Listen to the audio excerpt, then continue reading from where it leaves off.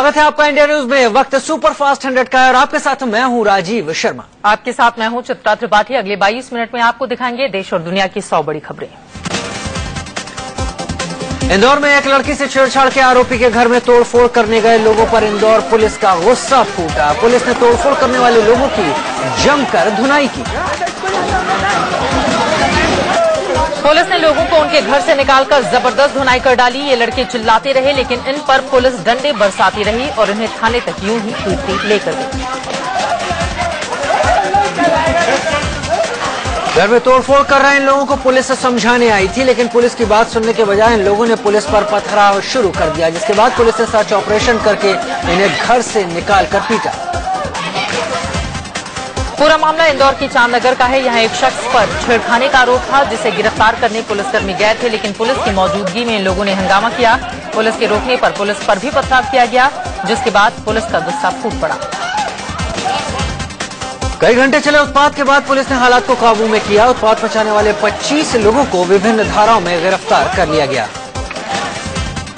UP के जालौन में 2 सगी बहनों की हत्या के बाद गुस्साए लोगों ने जमकर बवाल किया। लोगों को समझाने पहुंची पुलिस से लोगों की भिड़ंत हो गई और लोगों ने पुलिस पर जोरदार पत्थरबाजी की। लड़कियों का शव रखकर परिजनों ने जमकर हंगामा किया। लड़कियों की मां ने अपने ऊपर पेट्रोल डालकर आत्मदाह करने की कोशिश भी की। दरअसल कल जालौन के बोरे में बांधकर नाले में फेंकी गई 2 सगी बहनों की लाश मिली थी। 7वीं और 8वीं में पढ़ने वाली ये लड़कियां 22 सितंबर की रात से घर से गायब हो गई थी। बिहार के औरंगाबाद में मोहल्ले में हनुमान जी की मूर्ति चोरी हो जाने के विरोध में लोगों ने सड़क जाम कर आगजनी की। साथ ही लोगों ने प्रशासन के खिलाफ नारेबाजी भी की। मौके पर हंगामा शांत कराने गए सीओ सिटी ने लोगों से जाम खुलवाने की अपील की, तो नाराज लोगों ने उनकी पिटाई करनी शुरू कर दी। पुलिस पिटाई करने वालों पर कार्रवाई की तैयारी कर रही है। दरअसल रात में अज्ञात लोगों ने हनुमान जी की मूर्ति चोरी करने के साथ ही चबूतरे पर तोड़फोड़ भी की, जिसे देखकर लोग आग बबूला हो गए और हंगामा शुरू कर दिया।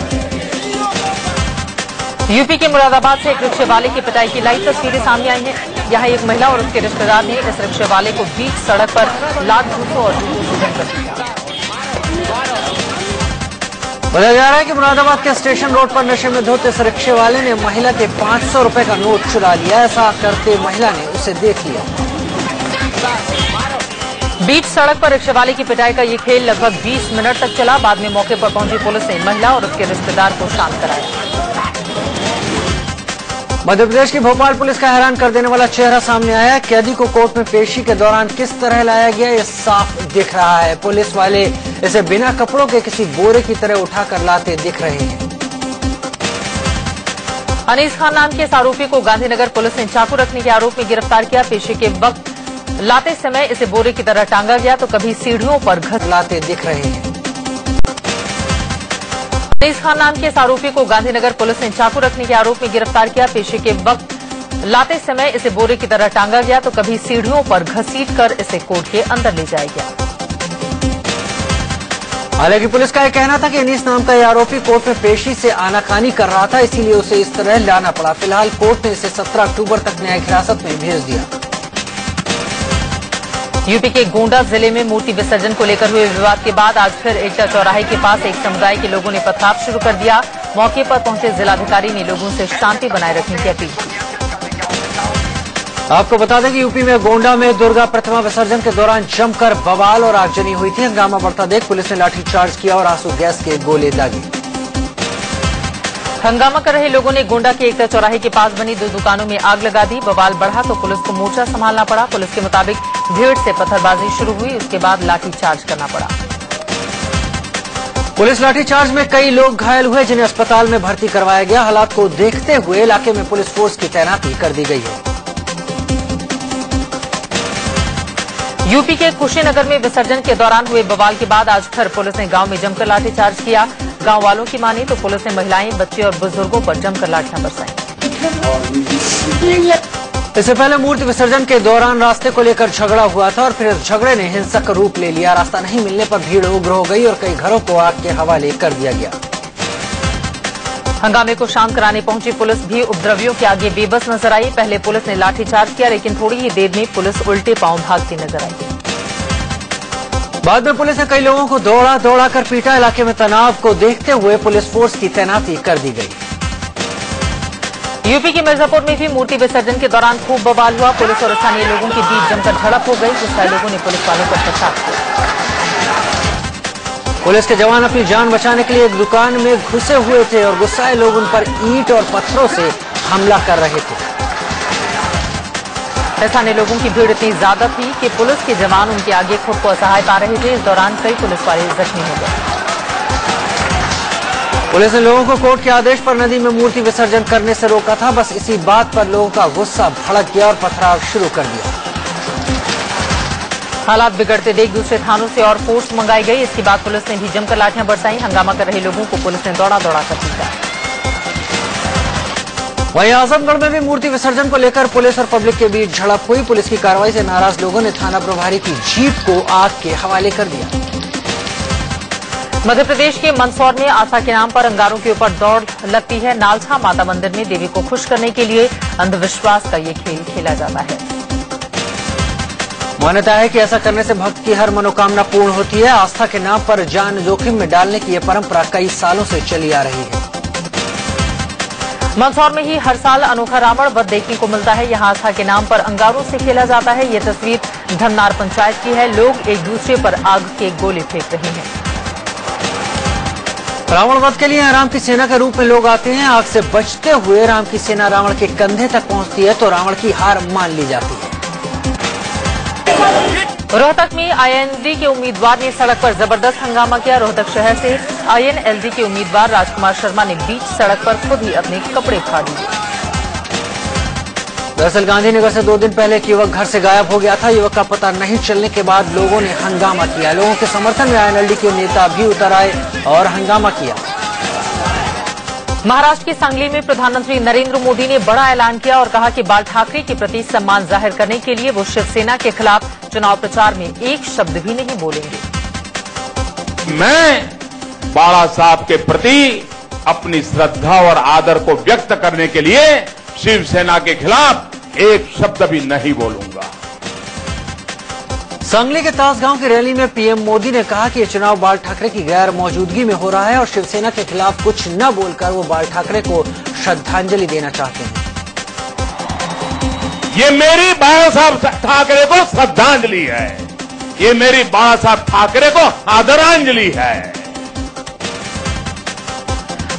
एनसीपी के गढ़ सांगली में पीएम मोदी ने एनसीपी सुप्रीमो शरद पवार पर जमकर हमला बोला। मोदी ने कहा कि पवार के चरित्र में शिवाजी के गुण ही नहीं हैं, उन्हें सिर्फ सत्ता के लिए शिवाजी याद आ रहे हैं। पीएम मोदी ने किसानों की खुदकुशी को लेकर भी पवार को निशाने पर लिया। उन्होंने कहा कि पवार केंद्र में कृषि मंत्री रहे और महाराष्ट्र में हर साल हजार किसान खुदकुशी करते रहे। पीएम मोदी ने एनसीपी पर चुटकी लेते हुए कहा कि जो पार्टी खुद की घड़ी की सुई नहीं बदल पाती वो महाराष्ट्र का भाग्य क्या बदलेगी। उन्होंने कहा कि एनसीपी राष्ट्रवादी नहीं भ्रष्टाचारवादी पार्टी है। पीएम मोदी ने कहा महाराष्ट्र की बर्बादी का मूल कारण गठबंधन है क्योंकि गठबंधन में कोई जिम्मेवारी नहीं लेता। मोदी ने कहा कि इसलिए अब आप लोग बीजेपी की बहुमत वाली सरकार बनाएं। पीएम मोदी ने कहा कि जिन लोगों ने करगिल युद्ध में शहीद हुए विधवाओं का आशियाना लूट लिया, जिन लोगों ने पानी लूटा, रोजगार लूटा, उन्हें विदा करने का वक्त आ गया है। पीएम नरेंद्र मोदी ने कहा कि शिवाजी के नाम पर कोई बीजेपी को न ललकारें। उन्होंने कहा कि मुंबई एयरपोर्ट के नाम के साथ ही पूर्व पीएम अटल बिहारी वाजपेयी ने ही छत्रपति शिवाजी महाराज का नाम जोड़ा था। सांगली की रैली में पीएम नरेंद्र मोदी ने लोगों से कहा कि जैसे बीजेपी पर भरोसा कर लोकसभा चुनाव में लोगों ने बहुमत दिया, वैसे ही महाराष्ट्र विधानसभा चुनाव में भी स्पष्ट बहुमत दें। उधर हरियाणा के गन्नौर में बीजेपी अध्यक्ष अमित शाह ने चुनावी रैली में कहा कि सूबे में 10 साल से निकम्मी सरकार है। शाह ने कहा कि बीजेपी को सत्ता में लाएं तो हरियाणा की तकदीर बदलेगी। अमित शाह ने आरोप लगाया कि हरियाणा की कांग्रेस सरकार ने कई जगहों पर जमीन घोटाले किए। उन्होंने ये भी कहा कि हरियाणा के गांवों में न बिजली है न पानी है। पीएम नरेंद्र मोदी पर कांग्रेस अध्यक्ष सोनिया गांधी के हमले को लेकर बीजेपी ने निशाना साधा। कानून मंत्री रविशंकर प्रसाद ने कहा कि पीएम चिल्लाते नहीं बल्कि सच बयां करते हैं। रविशंकर ने सोनिया गांधी से पूछा कि अगर कांग्रेस इतना ही अच्छा काम कर रही थी तो लोकसभा चुनाव में पार्टी क्यों हारी। उन्होंने कहा कि कांग्रेस ने देश को निराशा के भाव से भर दिया था। मुरादाबाद हिंसा के आरोपी 85 कार्यकर्ताओं को सम्मानित करने का कार्यक्रम बीजेपी ने रद्द कर दिया। यूपी बीजेपी अध्यक्ष लक्ष्मीकांत वाजपेयी के निर्देश पर यह कार्यक्रम रद्द हो गया। झारखंड के पूर्व मंत्री और कांग्रेस नेता योगेंद्र साहब को दिल्ली से झारखंड पुलिस ने गिरफ्तार किया। नक्सलियों से संबंध रखने के आरोपी योगेंद्र को दिल्ली के रोहिणी कोर्ट ने 3 दिनों की ट्रांजिट रिमांड दी है। पूर्व मंत्री योगेंद्र साहब के खिलाफ गैर जमानती वारंट जारी था और वो 14 सितंबर से ही फरार चल रहे थे। नक्सलियों से संबंध रखने के आरोपों में घिरने के बाद उन्हें मंत्री पद से इस्तीफा देना पड़ा था।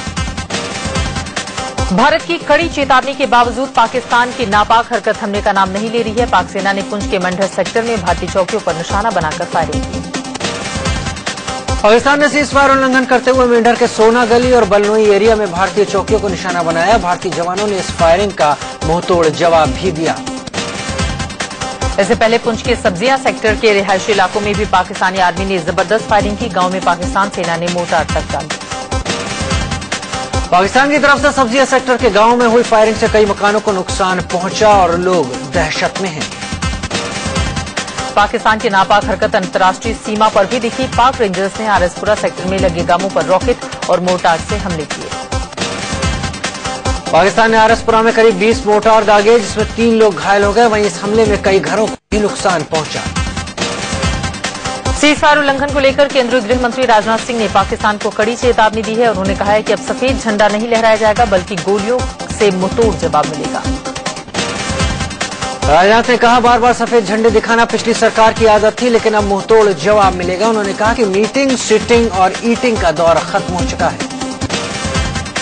पाकिस्तान के पूर्व राष्ट्रपति परवेज मुशर्रफ ने सीजफायर उल्लंघन के लिए उल्टे भारत को ही जिम्मेदार बताया है। उन्होंने कहा कि भारत पाकिस्तान सेना की सब्र का इम्तिहान न ले। उधर पुंछ में हुए आतंकी हमले में एक जवान शहीद हो गया, जबकि 2 घायल हो गए। बलनोई में आतंकियों ने आईईडी के जरिए विस्फोट कर हमले को अंजाम दिया था। सुपरफास्ट 100 केंद्र सरकार की ओर से गांधी मैदान में घायलों की मदद के लिए भेजी गई एनडीआरएफ की टीम को बिहार सरकार ने वापस लौटा दिया है। गृह मंत्री के दिल्ली से डॉक्टर की टीम भेजने की पेशकश भी ठुकरा दी गई।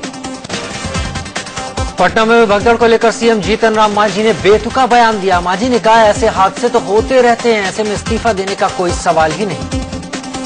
हम सवाल के घेरे में नहीं है, ये उनके मन की उपज है, वो घेरे में लाते रहे, उससे कोई फर्क नहीं पड़ता। हम अपना काम कर रहे हैं जनहित में और काम करेंगे। रविशंकर प्रसाद इसके बाद गांधी मैदान पहुंचे। यहां एक कैंडल मार्च निकालकर रावण दहन के दौरान हुई भगदड़ में मारे गए लोगों के लिए 2 मिनट का मौन रखा और उनकी आत्मा की शांति के लिए प्रार्थना की।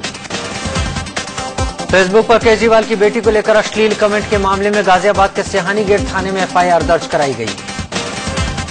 फेसबुक पर बी के जगूटिया नाम के शख्स की टाइमलाइन पर आपत्तिजनक बातें लिखी गई हैं। आम आदमी पार्टी ने चेतावनी दी है कि अगर जल्द कार्रवाई नहीं हुई तो उसको लेकर आंदोलन होगा। पूरी दिल्ली के सीलमपुर में 5 साल की बच्ची से बलात्कार की घटना सामने आई। बच्ची के साथ पड़ोसी दुकानदार के बेटे ने रेप किया। पुलिस ने आरोपी को गिरफ्तार कर लिया है। आरोपी ने बच्ची के साथ रेप की वारदात को अंजाम तब दिया जब बच्ची देर शाम दुकान में दूध लेने के लिए गई थी। ओडिशा के उमरकोट में दशहरे का उत्सव मनाकर लौट रहे कलाकारों का ट्रक खाई में पलट गया, जिससे 11 लोगों की मौत हो गई, जबकि 60 से ज्यादा लोग गंभीर रूप से घायल हो गए। बिहार के नालंदा में 2 ट्रक और एक स्कॉर्पियो की टक्कर में 2 लोगों की मौत हो गई। अलीगढ़ में नो एंट्री के दौरान घनी बस्ती में स्क्रैप का एक ट्रक पलटने से 8 बच्चे दब गए। यूपी के कासगंज में एक्सप्रेस ट्रेन ने मानव रहित क्रॉसिंग पार कर रही एक स्कॉर्पियो कार में टक्कर मार दी। यूपी के मुजफ्फरनगर में काम से लौट रहे 2 लोगों की धारदार हथियार से हत्या कर दी गई। हत्या के बाद आसपास के लोगों में आक्रोश है। पंजाब के लुधियाना में डीआरआई की टीम ने एक ट्रक से 40 किलो हेरोइन बरामद की। मेरठ के सरदाना इलाके में अस्पताल से बच्चा चोरी करने के आरोप में पुलिस ने एक महिला को गिरफ्तार किया है।